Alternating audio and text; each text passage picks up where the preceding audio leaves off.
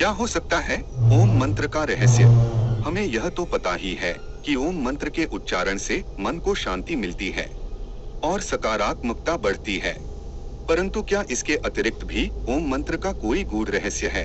ओम का रहस्य जानने से तुम्हें ब्रह्मांड के सीक्रेट कोड 369 में से 3 नंबर वाली पहली चाबी मिल जाएगी, जिससे आप सबसे बड़े खजाने के सभी ताले खोल सकते हैं और संसार में सबसे अमीर व्यक्ति भी बन सकते हो। और साथ में यह भी जान सकते हो कि आत्मा क्या है, मोक्ष क्या है, ब्रह्मा क्या है, तुम संसार में क्यों आए हो और तुम्हारा उद्देश्य क्या है। और अगर तुमने ओम के रहस्य को नहीं जाना तो तुम्हारे पास अरबों खरबों रुपए होने के बावजूद भी तुम संसार के सबसे गरीब और भीखमंगे व्यक्ति ही रहोगे।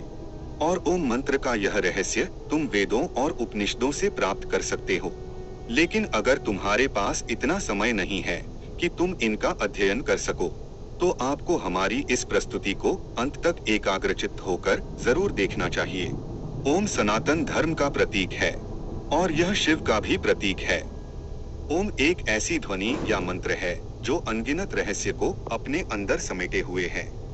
और अमेरिका की ऑक्सफोर्ड यूनिवर्सिटी में डायरेक्टर रह चुके पीटर रसेल ओम मंत्र पर गहन अध्ययन कर रहे हैं और उन्होंने E=mc² को ओम=mc² के समकक्ष बताया है। और वो कहते हैं कि यह सूत्र चेतना की अभिव्यक्ति को दर्शाता है।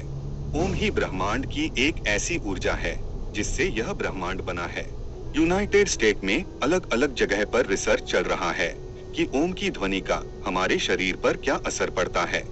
इस रिसर्च में जब अलग अलग ध्वनि को ऊंची आवाज में बजाया जाता है तो हर ध्वनि का असर शांत पड़े पानी पर अलग अलग पड़ता नजर आता है, लेकिन ओम की ध्वनि का असर पानी पर सबसे अलग पड़ता है।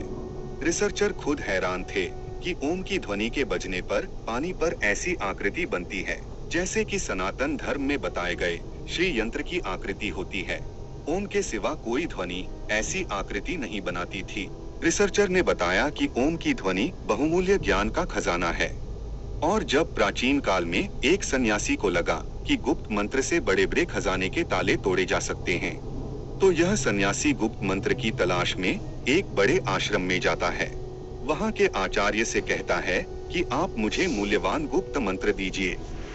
तो आचार्य ने कहा कि मैं तुम्हें गुप्त मंत्र तो दूंगा, लेकिन तुम्हें सालों तक यहाँ रहकर सेवा करनी होगी। सन्यासी ने सेवा करते करते सालों बिता दिए। एक दिन सन्यासी आचार्य के पास गया और बोला कि अब तो वह गुप्त मंत्र मुझे दे दीजिए। तो आचार्य ने कहा कि ठीक है, तुम मेरे नजदीक आओ, मैं तुम्हारे कान में वह गुप्त मंत्र कहूंगा। सन्यासी नजदीक गया तो आचार्य ने ओम मंत्र दिया। सन्यासी खुश हो गया, वह वहां से चला गया और ओम का जाप करने लगा, लेकिन कोई धन की प्राप्ति नहीं हुई। तो उसे संदेह हुआ कि आचार्य ने उसके साथ धोखा किया है।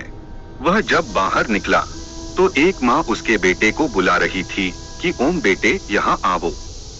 तो सन्यासी चौंक गया, क्योंकि यहाँ तो किसी के बेटे का नाम ही ओम था। जब वह और आगे गया तो कुछ ब्राह्मणों को देखा जो हरि ओम बोल रहे थे। सन्यासी ने कहा, अच्छा, यहाँ भी ओम बोला जा रहा है।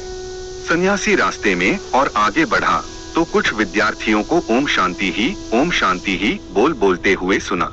तो सन्यासी कहने लगा, कहीं आगे ओम बोला जा रहा है तो कहीं वाक्य के पीछे ओम बोला जा रहा है। इस ओम मंत्र को तो सभी जानते हैं, तो यह ओम का मंत्र कैसे गुप्त मंत्र हो सकता है? निश्चित ही मेरे साथ धोखा हुआ है। वह अपने आचार्य के पास गया और कहने लगा, आचार्य, आपने मुझे यह कैसा मंत्र दिया है? इसे तो हर कोई जानता है, तो फिर यह कैसे गुप्त मंत्र हो सकता है? आप मुझे कोई दूसरा गुप्त मंत्र दीजिए जिससे मुझे खजाने की प्राप्ति हो। आचार्य बोले, ठीक है, मैं तुम्हें दूसरा गुप्त मंत्र दूंगा, लेकिन तुम्हें मेरा एक काम करना होगा। आचार्य भीतर जाकर एक पत्थर लेकर आए और सन्यासी से बोले, यह लो सन्यासी, इसे बाजार में ले जाओ और इसका मूल्य जानकर आओ। याद रहे, इस पत्थर को बेचना नहीं है। सन्यासी पत्थर को लेकर बाजार में गया और सब्जी वाले को दिखाया। सब्जी वाला बोला, यह तो मेरे बाट के बराबर है, मैं उसके बदले में तुम्हें सेर बैंगन के सिवा कुछ नहीं दे सकता। सन्यासी उस पत्थर को लेकर फिर कपड़े वाले के पास गया। तो कपड़े वाला बोला, क्या हमें उल्लू समझा है? पत्थर बेचकर हमें ठगना चाहते हो? चलो चलो यहाँ से। सन्यासी पत्थर को लेकर पूरे बाजार में फिरता रहा, लेकिन किसी ने उसका मूल्य नहीं बताया और किसी ने उसको मुफ्त में भी नहीं लेना चाहा। फिर सन्यासी उस पत्थर को लेकर एक जौहरी की दुकान पर गया। जौहरी ने उस पत्थर को देखा और बोला, कहाँ से मिला तुम्हें इतना कीमती रत्न? यह तो बहुत ही मूल्यवान रत्न है। मेरे पास तो इतना धन ही नहीं है कि मैं यह रत्न खरीद सकूं, और पूरे राज्य में शायद ही कोई ऐसा होगा जो इसे खरीद सकेगा। सन्यासी उस पत्थर को लेकर अपने आचार्य के पास वापस आया और आचार्य से कहने लगा, आचार्य, जौहरी इसे मूल्यवान बता रहा था और दूसरों के लिए यह एक पत्थर मात्र था।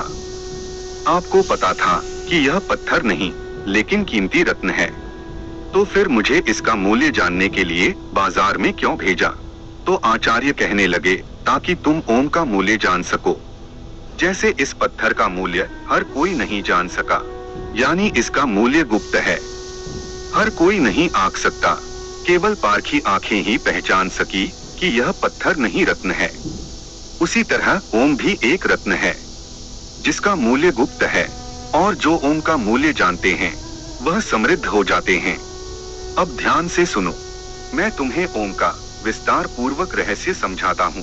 देवताओं के सेनापति भगवान कार्तिकेय ने भगवान शिव को ओम का जो अर्थ बताया है वह मैं तुम्हें बताता हूँ। ओम एक ऐसी प्राकृतिक ध्वनि है जो बिना किसी टकराव से उत्पन्न होती है।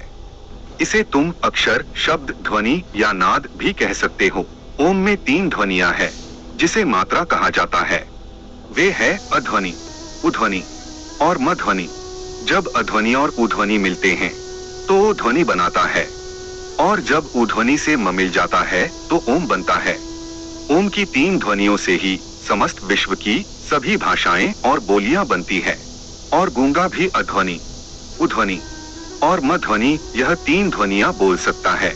आपकी भाषा कोई भी हो, लेकिन जब आप उच्चारण के लिए मुंह खोलते हैं तो सबसे पहले अकार की ध्वनि ही निकलती है, और जब तुम उच्चारण के अनंतर मुंह बंद करते हो तो मकार की ध्वनि ही निकलती है, और जब तुम होठों को पास लाकर मुख को आधा खुला और आधा बंद रखते हो तब उकार की ही ध्वनि सुनाई पड़ती है। इसीलिए सभी भाषाओं की सभी ध्वनियां, फिर वह स्वर हो या व्यंजन, ओमकार के अंतर्गत ही आती हैं। इसलिए ओम विशिष्ट वैश्विक ध्वनि है। ओम ईश्वर का प्रतीक भी है। मांडुक्य उपनिषद के अनुसार ओमकार जगत की उत्पत्ति और लय का प्रतीक है। अध्वनि सर्जन को दर्शाती है, उध्वनि सांसारिक प्रपंच को दर्शाती है, और मध्वनि इस समग्र संसार के लय को दर्शाती है। ओमकार आत्मा की 3 अवस्थाओं को भी दर्शाता है। पहली स्थिति है जागृत। इस अवस्था में जीवात्मा अपने स्थूल अंगों और इंद्रियों से भोगों को भोगता है। दूसरी स्थिति है स्वप्न अवस्था। इस अवस्था में जीव अंतः प्रज्ञ होकर जागृत अवस्था में भोगे हुए भोगों को अपने मन के द्वारा अनुभूति करता है। तीसरी अवस्था है सुषुप्ति। इस स्थिति में जीवात्मा आनंदमय ज्ञान स्वरूप हो जाती है और ज्ञान से परमानंद को प्राप्त करती है, और इन तीनों अवस्था के बाद आत्मा ब्रह्मलीन हो जाती है। इस अवस्था में आने के बाद आत्मा अद्वैत शिव ही शिव रह जाती है। अब उसे जीव, जगत और ब्रह्म के भेद का प्रपंच नहीं रहता, और उसे अनाहत नाद ओम सुनाई देता है। अनाहत नाद कोई ध्वनि नहीं है, लेकिन अनाहत एक अनुभूति है जिसमें आत्मा कहती है कि अहम ब्रह्मास्मि, शिवोहम, मैं ही ब्रह्म हूँ, मैं ही शिव हूँ, मैं ओमकार हूँ। मैंने ही जगत के रूप में अपना विस्तार किया है। मैं ही शेर हूँ जो मेरे ही हिरण रूप को मारने जा रहा हूँ। मैंने ही अपने पुत्र के रूप में जन्म लिया है, और मैं ही मेरे माता पिता के रूप में जन्म ले चुका हूँ। इस संसार में केवल मैं ही हूँ, मेरे सिवा कोई नहीं है। बोलने वाला भी मैं ही हूँ और सुनने वाला भी मैं ही हूँ। सांप बनकर मैं ही अपने आप को डसने जा रहा हूँ, और मैं ही उससे बचने के लिए दौड़ रहा हूँ।